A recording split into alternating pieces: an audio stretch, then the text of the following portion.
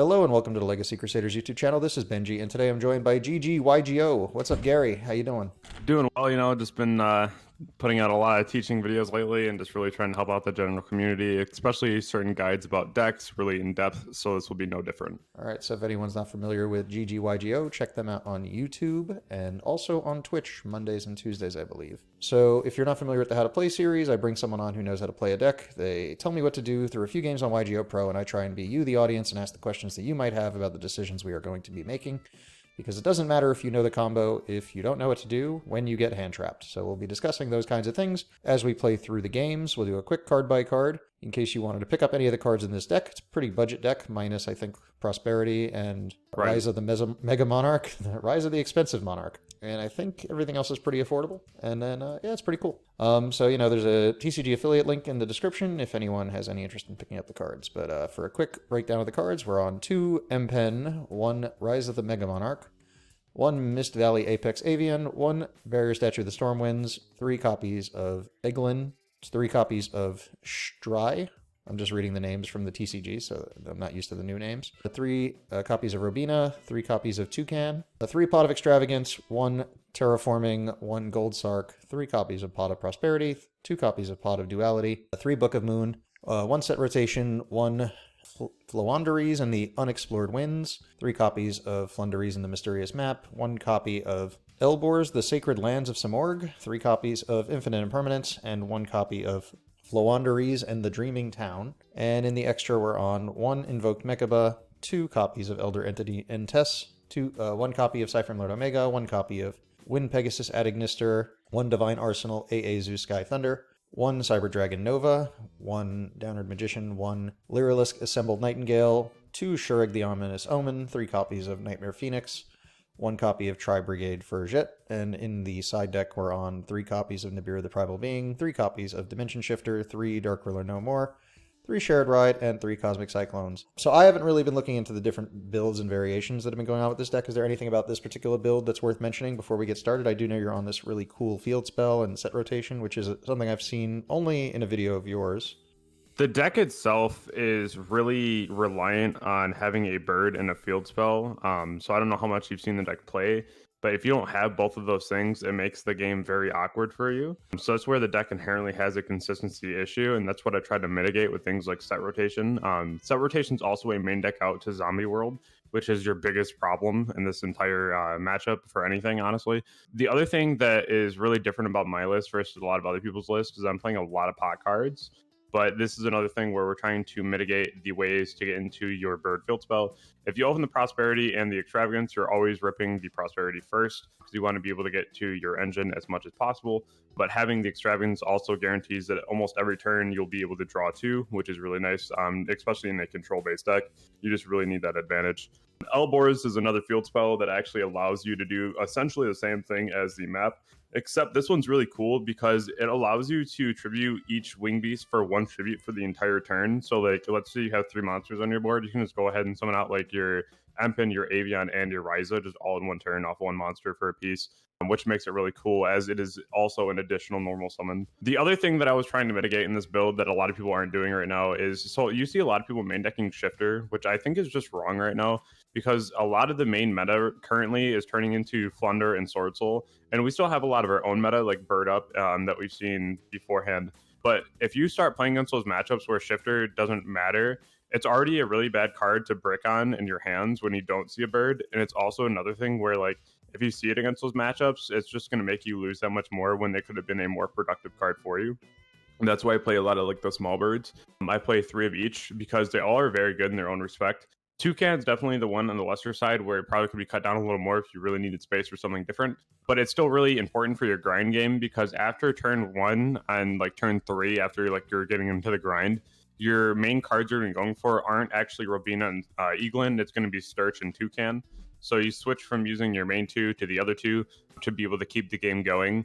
It honestly plays a lot like Striker, which you guys know I've been playing for a long time if you watch my content.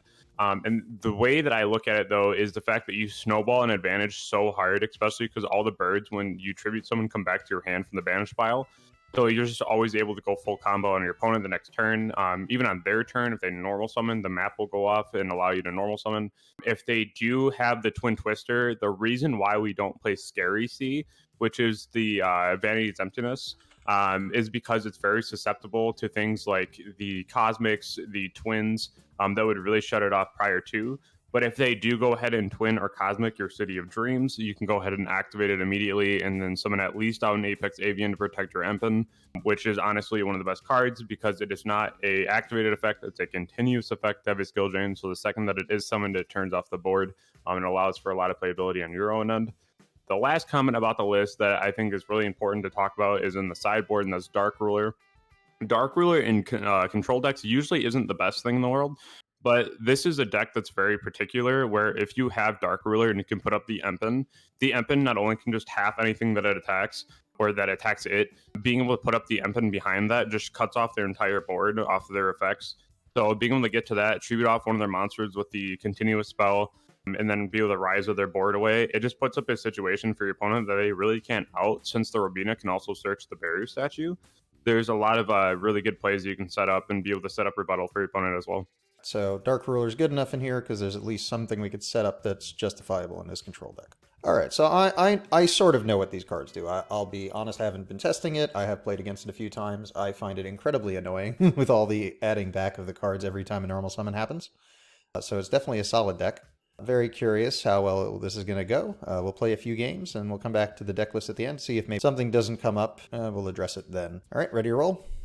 Yeah, the I do want to mention one more thing too, is that Phoenix as that 3 randomly in extra deck, because extra deck doesn't matter in this deck outside of the Assembled Nightingale and the Zeus, because that will come up like very rarely. But Nightmare Phoenix is at 3 because like you literally just need an out to Zombie World. If you don't have one, you just kind of lose.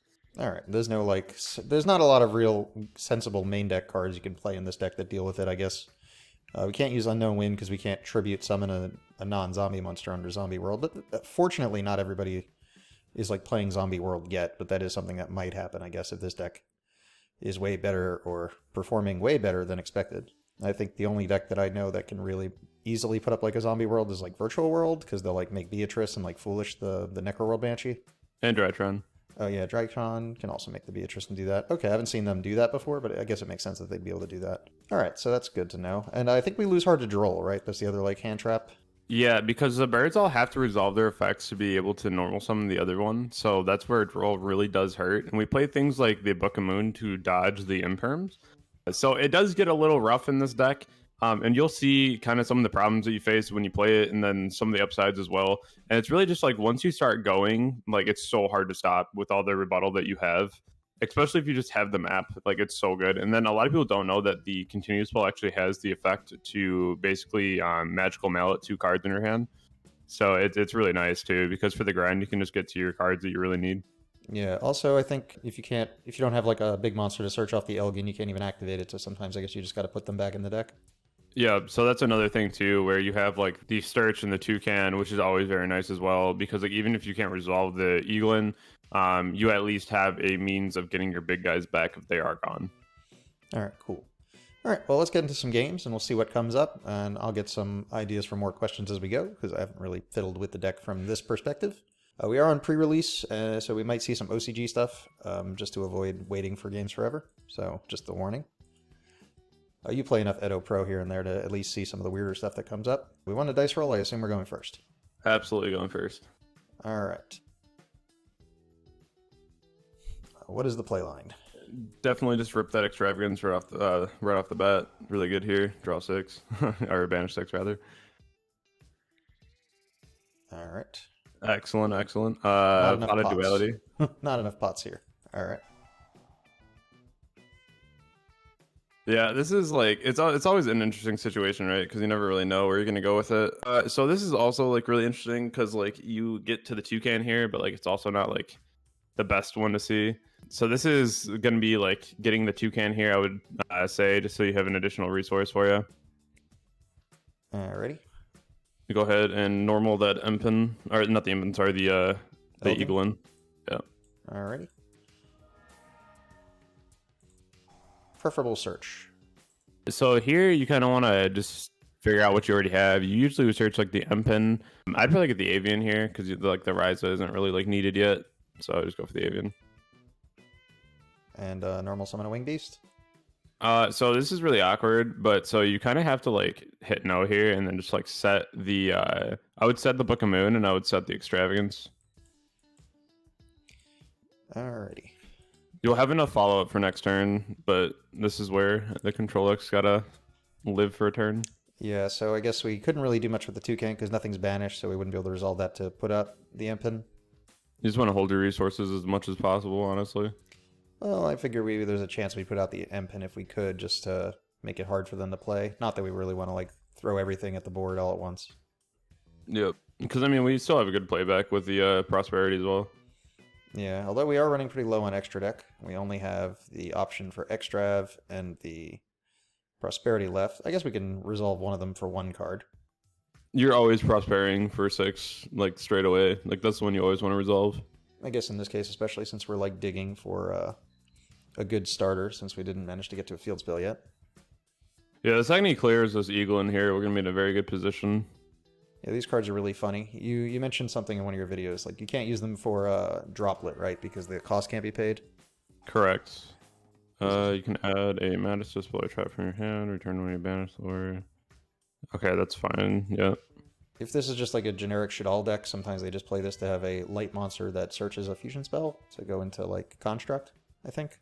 Well, that's kind of cool. I've actually never seen this card yet, so this is the first. Special summon a spellcaster from your hand. Interesting. Okay. With an equip spell, it's not really relevant. Okay, that's fine. Although booking a monster that's equipped with some stuff could be productive. Yeah, that'd be really nice.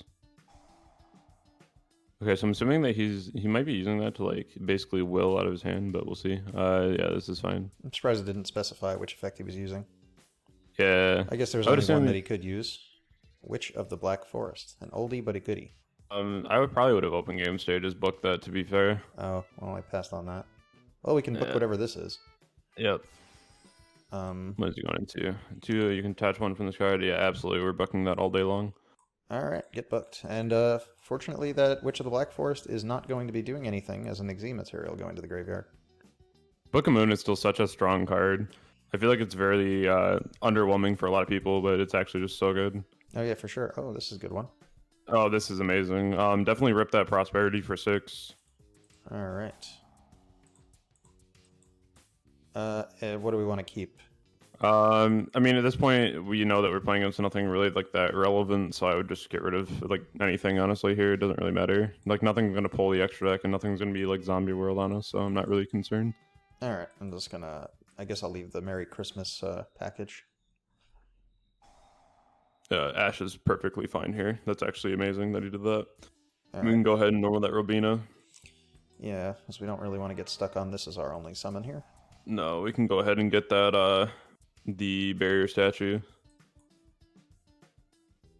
Go ahead and get that M-Pin out.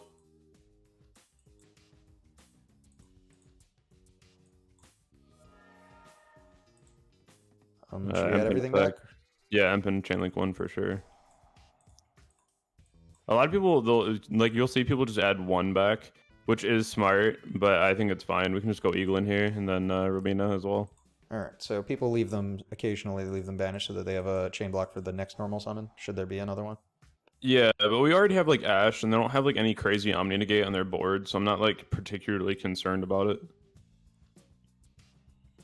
So we'll go ahead here. Well, this is actually like a really interesting situation now where like you kind of want to decide what you want to do with this.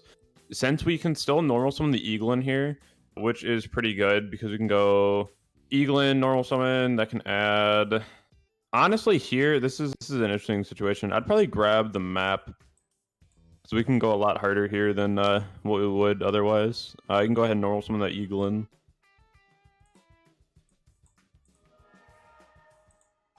Go Eagle in effect here. It's going to go ahead and get the Raiza. Alright. Well, this might have been a reason to leave one of our cards banished so we can trigger the toucan. That's true. Alright, what should we normal? The barrier statue for sure. Alright. And then here, I would go ahead and activate that map. And I would go map effect, reveal the toucan, and I would banish search. Or no, actually, what we can do here, which is actually really cool, we can go ahead and banish the City of Dreams. And then we can go ahead and normal the toucan, then toucan add that City of Dreams. It's gonna strike here. That's just fine. Like, sure. All right. So this is where we can just go ahead and attack with the Empen. Do you remember like what the defense on this thing was? 2,800. 28. That's pretty big. So we don't want to waste our Robina here, but we want to get rid of that. Can I see what it does when it goes to the grave? I don't believe it does anything. No, he has like the witch too. The witch won't trigger from there. So let's just go ahead and attack with that Empen then. I honestly think that this is probably fine to just go ahead and banish that avian from the hand. I don't think that's going to be really relevant right now. It is nice to have the additional negate, but like Raiza loop is just so scary. All right, so if they normal summon, we get a normal summon, right? Yeah, because so they have a card to special right now, and the only thing they can do is normal summon. So like, it's going to be pretty free at that point. It's a pass turn here, honestly. We got the bluff face down still. Setting a card, admirable. Yeah, in the column, in the probably gonna imperm the.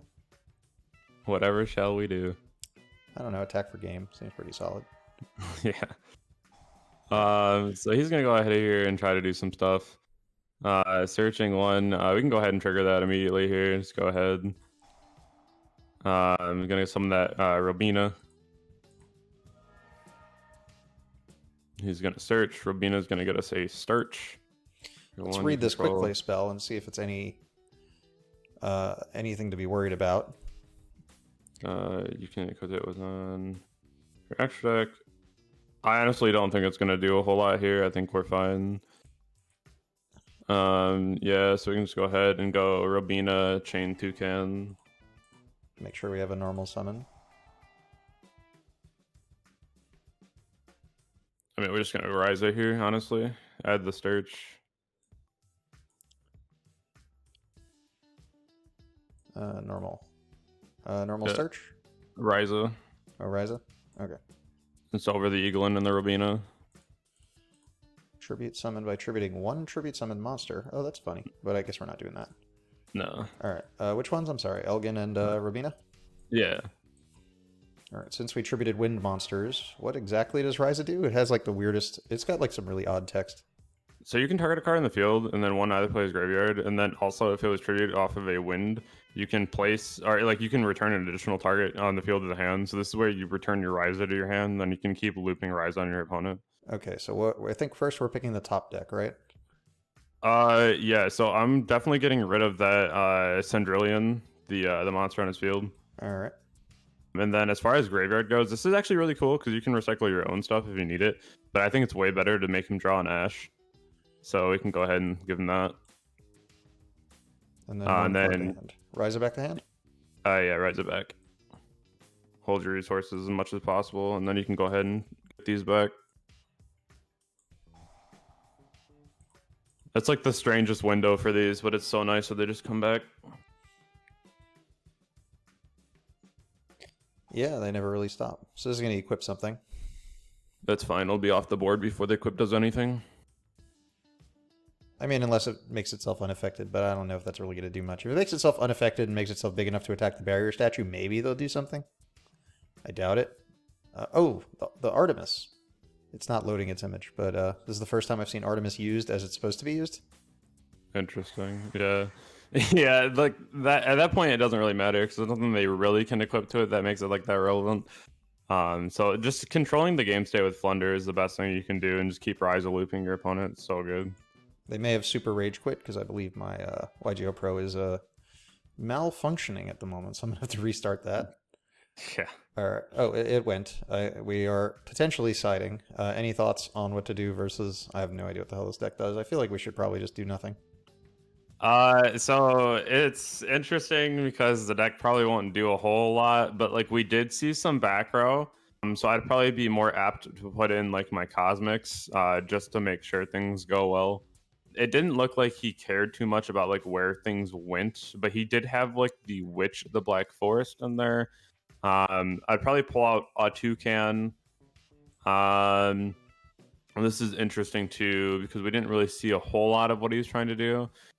So this is also where I really like to pull out pot cards. So I'd pull out like one extra and one prosp.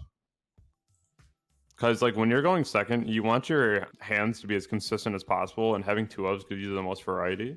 There's no scenario we can activate all 3 pots just because extra will conflict with prosperity, right? Correct. Yeah, see, like this hand's correct. We did like we get a draw, and then we also get the duality. So like, this is excellent. The Cendrilian, I believe, is going to get met here, but the Exceed though was able to special summon from the deck, so that's probably one that we'll just save the Imperm for, from what I was reading. Wow, this man's just always has this thing. So save it for the follow-up card? I would save it for follow-up. Alright. There's like one guy at my locals who actually plays some version of this, but I refuse to read it. I just beat him anyway. Wait, they actually call that thing Invocation? That's hilarious. Yeah, Magistus Invocation. Well, I mean, the deck is like a mix of all the spellcasters from like every deck that's out in the game, you know? There's an Alistair in here. There's Endymions in here.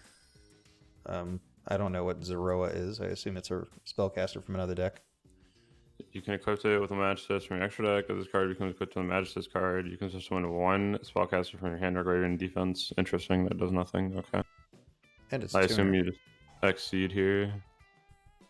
Well, we might get to learn what these do. There's a new secret rare that's interesting. The Synchro? Yeah, it like makes your guys like unaffected by some stuff. I saw that was pretty good. I'm pretty sure we just like let this go through. Nothing's like really scary or like hard to deal with yet, so I don't think that we worry about this right now. At least not yet. Well, like the second you normal the Impin, right? Like it's kind of GG in the chat. Yeah, there's not a lot of monsters that are productive in defense position to use their effects. Fusion That's why I like Baron though, because you can summon Baron in defense and like pop a card. Yeah, Baron in defense, DPE, the Destroyer Phoenix Enforcer. The level 8 Sword Soul guy, he can also negate. Yeah, Chisao. When this card is equipped, this monster gains stop and attack. You can target one of the phases, you can equip this card to it. This card was equipped to an opponent's monster by this effect. Take control of it. Interesting. He has a Savage. I would meet this now with an Imperm. Seems like as good of a place as any. So he has a Snatch Steal is what he has. We could Cosmic it when he does that. I assume that would make it resolve without effect, because it's technically an equip card. You can target one of the pieces of monster in the field, equip this card to it. Oh my god, that's so insane. If this card was equipped to an opponent's monster, you take control of the opponent's monster, also can activate its effects. Interesting. Alright, Terraforming, then Duality. Sounds good. This is broke. Yeah, this looks like an optimal hand. Alright, we're gonna just Duality behind that, because why not? Yeah, let's see what our full options are. Free value is free. Oh my god. We're immediately grabbing that all day. Oh, which book card? them in. Oh, book? We just want to book this thing and not even worry about it? Not even worry about it. Get booked. That's full combo if I've ever seen one. Yeah, can he equip himself to Savage for something? I don't think so. Can I read that spell real fast just to make sure I don't like oof? The first time I match this, destroy is not. Okay, that card does nothing right now. Just map and then reveal Rubina. Alright, so the map is going to let us banish a different one from the deck, right? Yeah, so we just banish like the eagle in here. Alright. Then that's gonna just go ahead and add the barrier statue. Add the Elgin. Yep. This is so strong. Like just this little interaction here is so crazy. Normal Wing Beast, yes? Yeah, we'll get the eagle in. Whenever you have the opportunity to grab your like your Apex Avian and you have the Sea of Dreams, you should almost always grab the Apex Avian. So that's what we'll do right now. Apex. Because yeah, because if he comes back with like a twin or like a cosmic on our city, we can at least put up a negate. Gotcha. What are we summoning? Empin. Okay, we need something, I guess, to get over these cards. And then Empen will allow us to summon the barrier statue. Should we add back Yep. both of these? Yeah, it's fine. Yeah, Oh. scooped. They rage quit. Okay, It well, wasn't- we didn't get into too much of a hairy scenario to have to play out of with this matchup. Maybe we'll get something that's a little bit more normal. Yeah. You know, not trying to put down the Magista's deck for the one or two of you who might actually play it who are watching. Alright, winning the dice rolls, making things easy. Yeah, so this is definitely an amazing hand. Again, we have set rotation here, so we can go ahead and rip that right off the rip. We're going to give them Alborz to... So this is us right now, so we get map. And then we'll give them the Alborz. I'm so thankful you play YGOPRO and caught that, because I haven't played set rotation in a long time. As soon as I saw it, I was like, hold up. I saw you come up with the Alborz. I feel like I almost did a screw up similar with the Raiza earlier. So if you're playing on YGOPRO, make sure you read in the top bar here, it says what effect you're doing first. Yeah, I'll go ahead and activate this map. Very good. I'll go ahead and use that, and then reveal our Eagle in here, and then get to our Robina. And then Eaglin will grab the Avian, and then we will add back our Robina. Which is really cool here, because like even if we get impermed, it literally doesn't matter. I'm sorry, Apex Avian? Yep. Got Kind distracted of sucks for a to second. see. It's like really sucks too. Yeah, Robina, then barrier statue. It like really sucks whenever you see all your tribute summons in your hands, because you just know that Eaglin's gonna be like dead soon. So you just gotta keep making sure that you're doing things correctly. And like Mega Raiza can also like shuffle back cards to your deck when they go to the graveyard, like your Empen, like your Avian and whatnot. So it's just another really good resource to keep recycling your cards. Alrighty. And then yeah, so you're just gonna search it there. You would just normally Empen and then normal summon the barrier statue, but it's fine. We have another normal summon, so go ahead and tribute off the Eagle and the Robina. Oh, so I was supposed to summon the. So I missequenced the summon just to verify. Yeah, so you go Robina and you search the barrier statue, and then you normal summon the Empen, and the Empen allows you another summon, and so then you can summon the barrier statue. Oh, okay. Yeah. Did that cost us any particular like setup in this case? No, not at all. We have everything right now.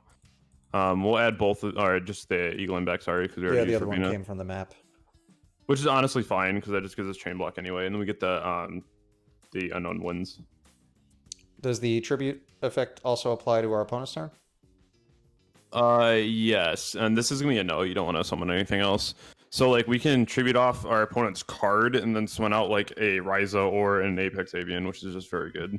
All right. We can go ahead, set the city, and activate the winds, and then we can just pass her on over. All right. This looks like a solid setup. This is Flundereze God board. Upstart, starting very strong. Yeah, it means he must be on Striker. Who else plays Upstart Goblin?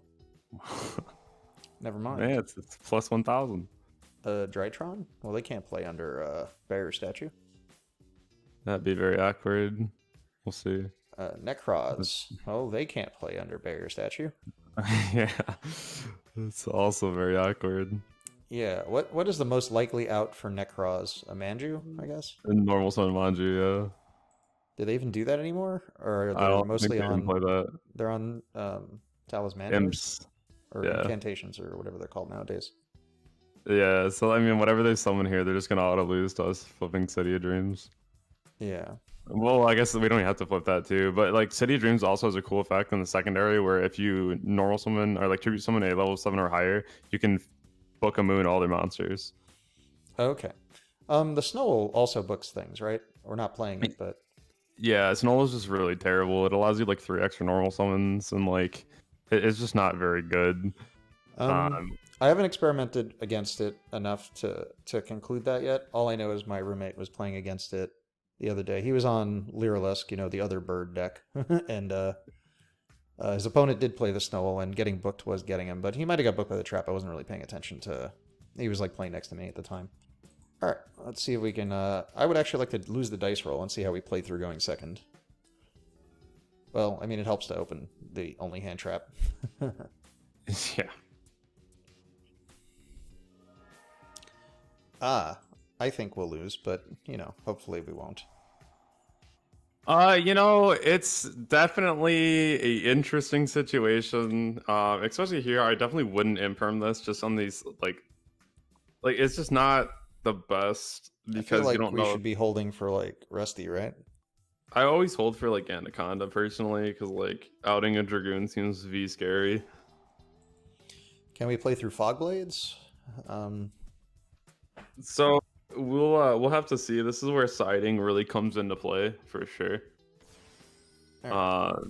We'll see how this goes. Yeah. I have low hopes just for the current content of the main deck, but you know, maybe they'll screw up. Maybe okay, that's just the protection set.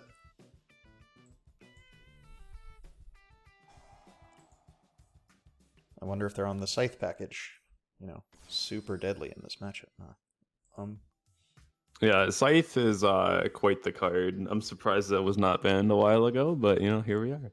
Yeah, they left everything that was pretty broken around. Actually, Yu-Gi-Oh's getting very interesting nowadays with just how much there is to do. I feel like with the level of things we have available to us, though, it's almost just fine, right? All right, so last call to hit Rusty before that becomes meaningless, but I do hear you on holding for Verte, assuming they're on Verte. There is a chance they're not. So I guess this is like a bit different because we can like if okay, so if worst comes to worst and they go into Dragoon, which they definitely are because they have like 48 cards in their deck. This is where I know that they're on Dragoon, but we can always go unexplored wins and tribute it, but it really depends. All right, let's hold. If you What's you've the face convinced button, me you know? that they are probably on it with that many cards. Yeah, if you ever see like 5 or 6 more cards in the deck than usual, they're always on Goon.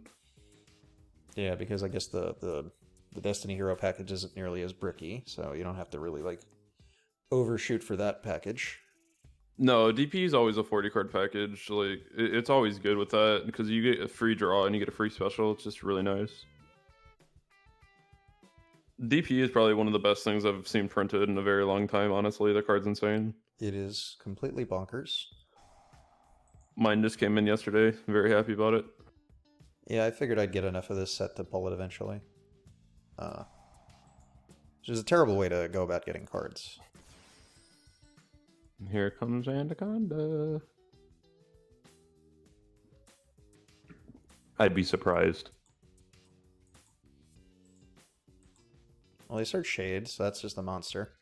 Well, I mean, you know, holding the Imperm for like an Appo would be cool too. There but it not- is. Alright, well, we'll let him pay cost, I guess. Would you like to take 2,000 damage? Yeah, Yes. if you ever see him on 5 or 6 more cards, like, oh, he is actually playing DP. Interesting.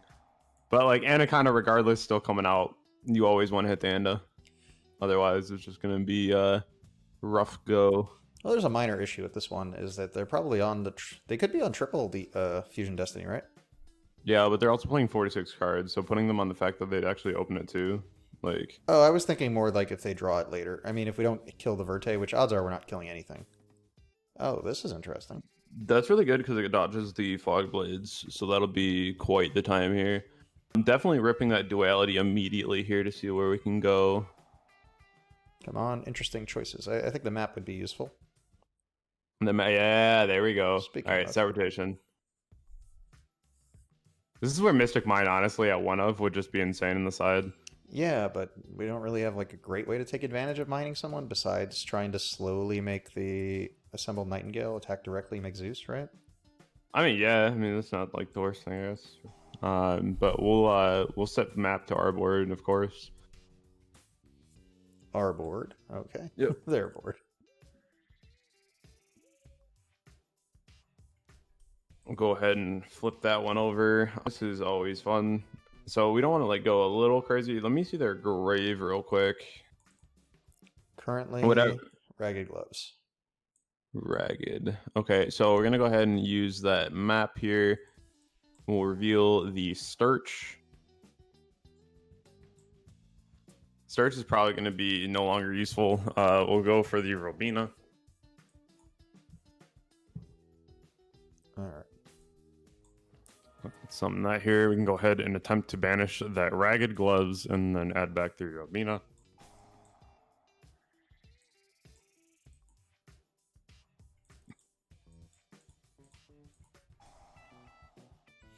I mean, if I this feel beats like- a Fog Blade, that's a kind of a good thing for us, yeah? Yeah, if we see that come down, it's gonna be really insane. But like, if he's smart and he knows what Flunder does, he doesn't Fog Blade here because okay, never mind. Rip that Fog Blade. All right, no, maybe no. We don't care about banishing No, Ragged I, Gloves, right?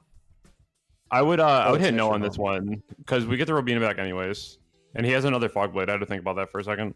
Yeah. So then we just go ahead and normal summon this Robina. Yeah, this should be a lot here. Then Robina can add the Eaglin. And now and this then is the this- card we have to book.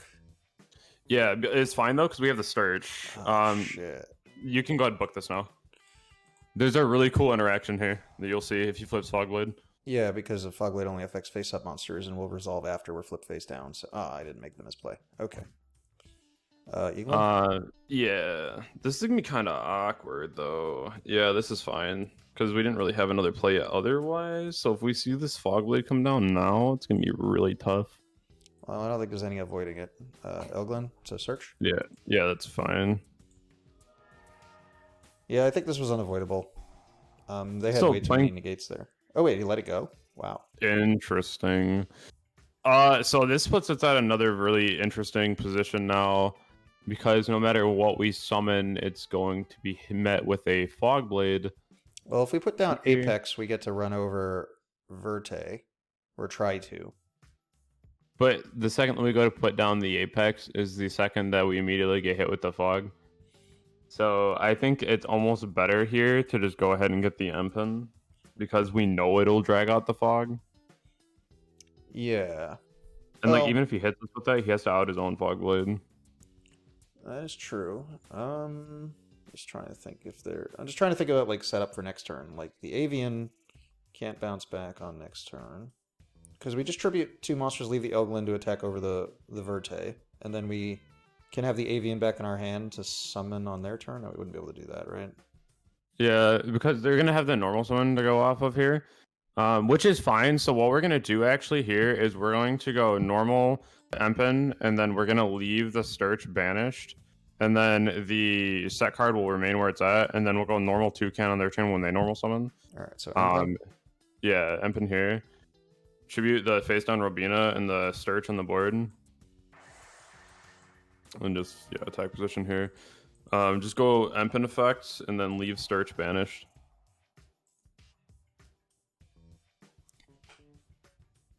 This is like an open welcome to a Fogblade right here. Yep, that's fine. We'll go ahead and just beat over the Anaconda. Don't Fogblade. Don't Fogblade. No more Fogblades. It'd actually be kind of like mad awkward to deal with your own 2 Fogblades at that point, so I think that'd be kind of funny. Yeah. All right, so this is fine. We can just like pass here because we have a pseudo protection through his own Fogblade, and then if he normals, we can kind of just like go bear. So we'll kind of see how this goes. Well, Rusty should allow them to do a lot without normaling, but will they do that? Because like they protected the Ragged Gloves. They probably should have put a Torn Scales engraved first. Yeah, but I mean, once you get the Torn Skills down there, you have a Fogblade Reborn, and you can ditch one from your hand. Like, there's a lot you can do here. I guess they're getting this sequence anyway. They're gonna send Cloak and add Boots. Yeah, which means they won't have to normal any of this. Another Fogblade. You're actually on 3 right now. Oh my I think God. if there's one of the cards you can justify the 3 of, it's that one. Because sometimes you have to like give up one of your Fogblade sets for like as a discard to Fogblade or milling one. Third one's useful to own in the deck. To be fair, though, like nobody runs 3 Fogblades, so it's actually interesting to see the third. I like the third. I mean, sometimes they'll play the secondary card, like a Wings or something. This would be a lot to deal with. We do have maps still, though. That could change very fast. Oh, wow. He actually ditched the Dasher. Crazy. Well, we got rid of the Verte. Probably would have held it if we didn't, but if he did, we would be being destroyed. Okay, so they're on the wing.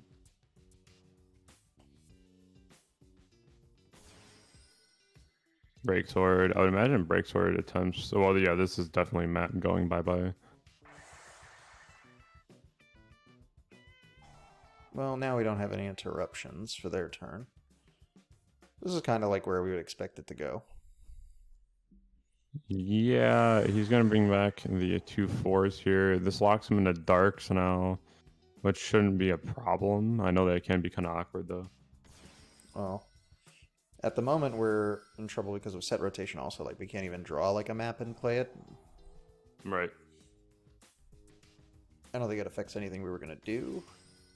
No, I still would always play it, though. Yeah, I'm not saying the rare occasion that set rotation can be backfired. Not that we'd do much if we could use it. So they have the Fog Blade anyway. We can't really play through it. Alright, so... talents. Oh, so if we did do something, we might have got punished.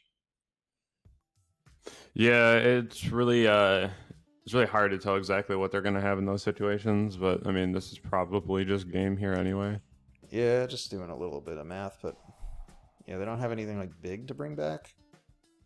Did they use the Torn Scale earlier? I think they did, so Yeah. I guess access code plus those two. Yep, we can press the button. Yeah.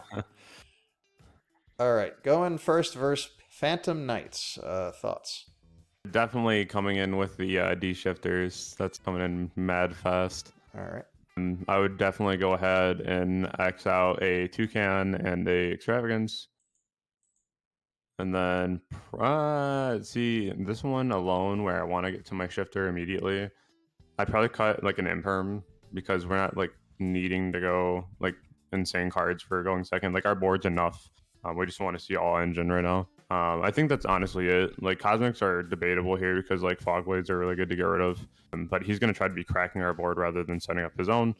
So I think that would perfectly fine just passing with the shifters. Alright. I'll go first. Yep. We did play through 2 interruptions right there too, which was fine. We can rip that shifter right away. Very, very good here. Alright. Alright, then go ahead and rip this for 6. Again, I wouldn't really particularly call this anything I'm necessarily worried about, so I just start banishing some stuff. Yeah, someone tells me we're not getting Happy Birthday or Merry Christmas. What do they call this new package? Like, they call it the Merry Christmas when you get Maximus and you get the free Mecha Buff. I'm honestly not sure. So here is interesting because we do have some options. So honestly, this is interesting because Elbor's here would be nice, but I think that the one that we want to get here would be the Gold Star because it's going to allow us to play the most. All right, so we're just going to put a different monster. Yep, that's good. All the pots. Yeah, that's a really big thing for a lot of people that they're not on right now. I think that all the pots, though, are really good. So we'll go ahead and Gold Sark here, and we can actually banish the Flundereze map. Oh, we can add the map back with the Toucan, right? Yep. All right, that's cool. Go ahead and go. Yep. This is basically Impermer Pass, but it's what we got. Don't have it, don't have it, don't have it, don't have it, don't have it. Son of a bitch. Yeah, I mean, there you could have went like Elbor's as well and went Umpen, I guess, there, but like it's still, you're out of gas, so like there's not a whole lot we can do. Right. Elbor's would have been fine, but like at the same time, it's kind of not as amazing, especially if you already hit the Imperm too. We'll just pass it over. Let's see what they can do through Shifter. Yeah, that's what I'm saying. Like we're probably chilling right now. Again, Shifter just makes things mad weird. Yeah, they can't do most of their searches. He could have opened a Fog Blade. Well, what was that? There's a pretty good chance that that's a Fog Blade.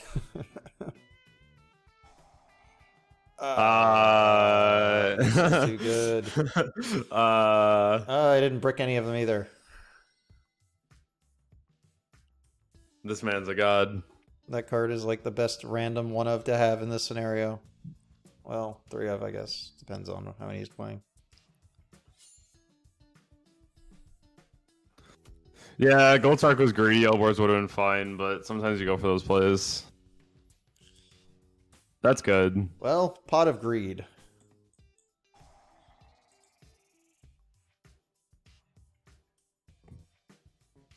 More birds. Lots of birds. Oh, you still trying to get the map back, or? So we don't have the toucan yet, and like we only have the ability to summon once because this fog blade's about to be huge. So we can just go ahead normal Orbine here and attempt the search. All right, so we're just gonna lose the fog blade, but it wasn't really avoidable. Yeah, the reason I say lose the Robania here too is because Eaglin's the only one that you really care about right now, is because you need to get to an Empen. So like this is fine. Should we add the toucan? Yeah, I would add the toucan here because we're gonna start with that the next turn to add back the map. There's no way both of those are bluffs. There's just no way. Yeah, Yep. I didn't expect it. He has to burn his DP here too, and it's gonna die in the end phase if he doesn't pop. So that fog blade's gonna be in the grave, and Urbina's gonna be banished. All right. Well, we're passing because there's no real choice here. Well, if it pops itself, it'll just come back. They might as well get value out of it. Yeah, there's no way he doesn't just like let it die here because the Fusion Destiny will actually kill it in the end phase. Yeah, it comes back regardless. Good old YGOPRO reminding people to activate that effect when it goes to the graveyard. Yeah, a lot of people are going to be misplaying it and trying to activate it during the next standby phase.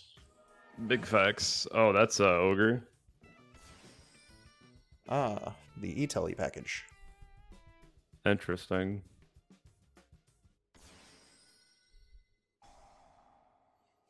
Well, that should be almost full combo. I feel like full combo requires like a level 3 and a Phantom Knight card, because now they're like behind on the Phantom Knight card.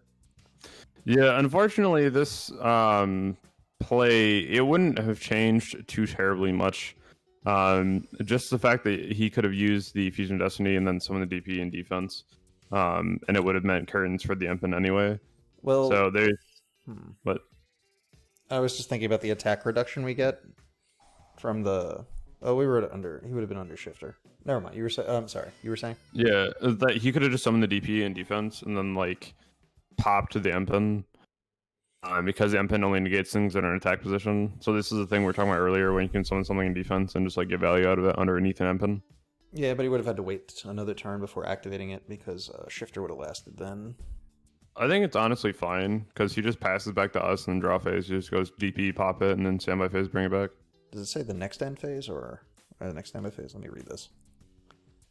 Active this effect special summon during the standby phase of the next turn. It wouldn't have come back in that same turn. And if they did, it would have used it once per turn. It's got to be a hard once per turn, right? Yeah, but then I mean he also has the fog blades face down, so he would have met the same resistance. It's not like most optimal or things you actually want to hear about the deck, but like that's just things that happens, you know. Oh yeah, definitely. Everyone should accept that no deck is perfect, and there will always be scenarios we have to play through. Hellboyers, interesting, and we get this back. All right. All right, so this should be interesting. I would go ahead and activate that map here because Elborz is going to be much better here in a second. You'll kind of see why. DPE is going to pop off here. That's perfectly fine. That should be a misplay on their part, though, right? Correct. So can I see their grave real fast too? Sure. This is about to be kind of crazy. They have that. They have the fog blade. Yeah, this is perfectly fine. So we can activate that Elborz now. He also misplayed because he didn't wait for us to activate the map. Yeah, So in case we had a second one, we could just deaden it again. I would lead here with Sturch, and I would banish the DPE. Should we use the Elborz effect to get the normal? Yes. What do I show him? Show him the Yeah, Raiza? show him that. Yeah, I'm still not used to this. So what if we did? Hold up. What if we did this? That would return that. So that wouldn't matter. We could return those. We're gonna go Raiza anyway. We can just give him a bad top deck. So yeah, now we have an additional normal summon, which is nice. What's our graveyard looking like? Nothing really. Banished, we have the Robina. Okay, so let's lead off with Sturch.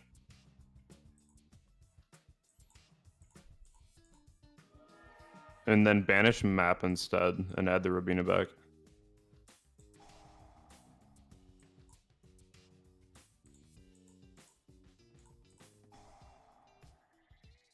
This is where our opponent definitely messed up pretty hard. All right, so we can go ahead here. We have another normal anyway. We can then go ahead and normal summon the Raiza, which is really nice. But let me think about this for a second. Like, if need be, do we know what the other card is in the middle right now? Like, For is it reasons I reset? can't explain, it's not letting us do the extra normal. So this is gonna be if you control a wing beast, I believe. Could be wrong. This is a water. Let me read the elbows real fast. You can normal summon one wing beast for one less tribute. Discard units, discard this field. Yeah. So this is supposed to be. Oh, was I not supposed to do the reveal effect? Not yet, apparently. No, I think it's fine.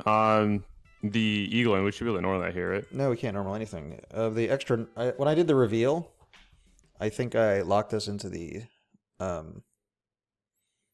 only the top effect. I don't think we can use both, only just one. Oh, so yeah, we would have to have the eagle on the board first. Yeah, that's not ideal here. Okay, so I mean, learning curve. You learn things on the on the wave. Yeah, well, I guess we have to scoop this one up. Yeah, unfortunately. Oh well. Trying to think if there's anything we should discuss on this particular card, because it's a one I'm not really too familiar with. So, all wind wing beast monsters gain 300 attack and defense. All right. You could reveal one level 5 or higher winged wing beast. Normal a wing beast for one less tribute, even if this card leaves the field. Okay. If you control a wind. Okay, so we literally just had to summon a different monster first to get that extra normal. Yeah, this would have actually just been game here for us because we can set up such a scary board right now. We would have started with the eagle in here, which would have sucked though if it did get met with the fogblade, because we wouldn't be able to get to like our M-pin right away, which isn't the best. But then you could also go through the fact that we would have the search in hand still, so you could go search, banish the map, and then the map be added back off the toucan that we summon, and then we could go Raiza, tribute over 2 of our monsters, and then Raiza away his DPE, and then we could Raiza away the other back row that we don't know. And then when we get the map back to hand, we can actually resolve the map because he negated it the first time. And we can, since Alborz was on the field too, it's really nice because if you actually get the full effect, you can make sure everything is one tribute. But now that we have the even map, if this card leaves the field, so we would have been good to do these single tributes for everything. This card is pretty cool. there's an additional card that we could return to the hand too, and I'm pretty sure we might have just like left the Raiza there, but it really depends. We probably would have let it come back to hand, but we'd still have 2 monsters there after the map resolves, so we'd normal the Rabina, and then we'd be able to get to like our barrier statue too. So like there's endless plays that we would have had there, especially because once we had the barrier statue up, that forces our opponent to normal summon, and then we'd probably leave the Rise on board to attack. So they would normal summon into us, and then we'd be able to normal summon anything again, add back the Eagle in, add back the Empen, and then shut off our opponent completely. So literally just normal summoning the wrong thing here cost us. That doesn't mean that we would not have absolutely just won right there. All right, so something to keep in mind if anyone wants to try out this cool tech. It's solid. That definitely, and you know, the better cards are the wind ones anyway. Well, not. I guess that's not technically correct. But at least you know one of the wind ones is the Elgin, which is pretty cool. So we're gonna head back to the deck list and see if there's any other plays that we should discuss that could have been done or might have been done that we didn't see or didn't come up. All right. Is there anything you could think of that didn't come up that's worth mentioning? Nothing really stands out to me. I know this side deck was really more just built so we'd have a side deck for the video. It's more of a generic one, not necessarily for this deck. I really do feel like people should be on Shifter in the sideboard, just because Shifter is a card that should not be always in the main, especially when it already can be considered a dead card past turn 1. Then you're playing against the decks again that are such as like Flunder, any like really back row deck beside like Eldlick and Sword Soul. These are just decks that you wouldn't want to drop a Shifter against, and it just doesn't really do a whole lot. So I'd rather play more gas and more engine in your main, because as you saw, like most of our hands were fine. There was like the one time we had to go past like turn 1 before we could actually get playable. But like other than that, the hands always make you go like Bird Field Spell versus seeing like a potential hand trap, a Shifter, like no Field Spell and birds, or Field Spell and no birds. Because I see a lot of people playing like 1 toucan and like 2 search, and like it just lowers your monster count like way too much for me.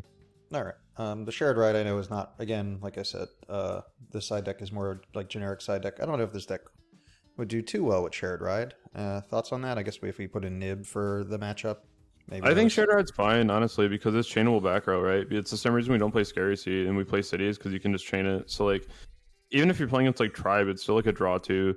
So I mean, at the end of the day, it's not like that bad, and most decks won't play into it. If you're playing against like Shaddoll, Invoke, Dogmatica, even like I've seen people like in my own personal games that I've flipped shared ride on that just pass, because they don't want to take the maxi challenge. Because no matter what, like you're gonna be drawing a lot, and like the follow up turn is just gonna be disgusting at that point. Yeah, I guess they wouldn't assume you're playing like shared ride with nothing to draw into necessarily. So I guess it's always going to be tempting to stop. All right, cool. Any other techs or cool stuff you've seen? Because I know, like, I saw you posted some lists on your community tab for people in the Discord who were doing some successful tournament runs with Flunder. I don't quite remember what was in their list, if they did anything interesting. There is definitely some different takes on the deck that I've seen so far. The list that actually won a tournament in my community tab wasn't even playing Raiza. And so there's a lot of different builds and different takes that you can do with the deck. He was maining the Snowball. He was maining Tactics. These are all very cool options, as I have the Extravagances. He was also just playing the Tactics. I feel like you're playing Tactics to draw at that point, especially with this deck. And if you're playing that with like Prosperity, it can definitely conflict. And that's why I wouldn't be preferring to do that. But everyone has their own takes. I've seen a lot of people playing like Punishment as well, so you can get the free search off of like the Omen. So at the end of the day, it's really just whatever you feel comfortable with in the deck. I feel like there will be more innovation coming forward and more support coming in, especially that quick play spell which is coming out, which is so broken. But other than that, I think the deck play is fine. We definitely hit a unfortunate situation, but other than that, it's been fine. Yeah, this is the new card coming out in, what is it, Battle of Chaos, I think is next? Yeah, Bach. All right, banish a winged beast monster from your hand or field and add a Floowandereeze monster or field spell from your deck to your hand. Nice. It's going to be really broken. All right, cool. All right, anything you want to plug in addition on your channel that we might not have mentioned earlier? I know you have a tournament coming up this weekend. I don't know if I'll have this video up by then. Just a heads up. Yeah, it's it'll be a fun tournament. The only thing I really want to plug though is that if you do want to learn and get better at the game, I post a lot of like how to hand trap and tutorials on how to really get better at the game and how to basically reevaluate your plays. And so it's just another resource that you can use to kind of see a different insight to the game and really understand how other people think when they go into like tournaments, as far as siding goes, deck building, ways to interrupt your opponent. All right, cool. And that's going to wrap this up. I hope you guys learned something here in how to play Flundereze, and we will see you guys next time. Like the video, subscribe, do all that stuff I constantly forget to say during the beginning of the video and should really get better at doing. And we'll see you guys next time.